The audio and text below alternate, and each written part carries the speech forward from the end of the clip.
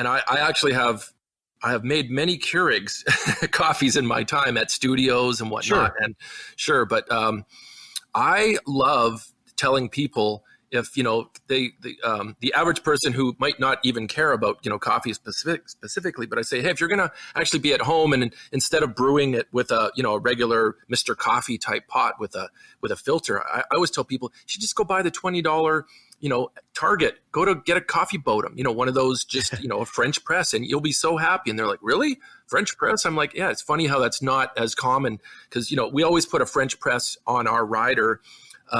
For we'll have if there's brewed coffee thing, they'll be there backstage. Like I've been out the last year with Slash, and every day I see there's always a French press there. So somebody was nice enough. Maybe I requested it a while ago. Hey, can you have a French press backstage? But that's always great. It's just, you've got to boil some water, a kettle. That's not hard to get, with a nice, already ground. And if you can grind your beans at home, even with a better grinder, then, don't buy that crappy $50 grinder. Buy the Encore, $200 item, and you're in the game. And just with a French press, and you're good. Get some good beans, and then just grind them. Get whole beans and then grind them up right before you put them in your French press, and that's better than anything, really. Yeah, absolutely, I agree.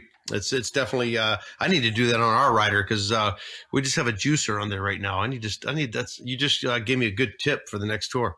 Yeah, I think every band should have a French press and a kettle, and then ask for some local beans or something that are either, if they have to be pre-ground, fine, because you're not necessarily going to be able to grind them backstage with a good grinder unless they have access. But that to me is like the best thing. And it's great, because I've been poaching all these great little bags of coffee if they don't get used, and I put them in my road case, and then after a run of dates, I go home, and I'm like, man, I just got a whole bunch of beans. Like I had this massive, one of my dear friends from Italy brought me some stuff that was freshly ground from Verona. That was one of our last shows a couple months ago, and I'm that's what I'm using at home here right now. Is like, these beans are just beautiful and heaven.